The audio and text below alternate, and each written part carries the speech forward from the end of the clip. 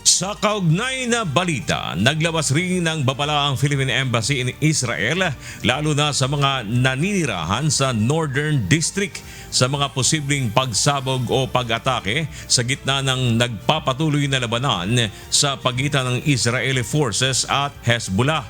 Sa advisory ng Philippine Embassy, naglabas ito ng direktang link na pwedeng magamit ng mga Pinoy na nakatira sa Kiryat Shimona at mga kalapit na lugar para ma-locate o makita ang mga bomb shelter o protected spaces sa kanilang lugar. Mayroon ring direktang link na ibinigay ang embahada para sa iba pang mga Pilipino sa ibang bahagi ng Israel. Payo ng embahada, bukas ang link o i-allow ang location access kung hihingin. Hanapin ang shelters o iba pang emergency services sa mapa. Isumang inyong lokasyon upang makita ang pinakamalapit na shelter.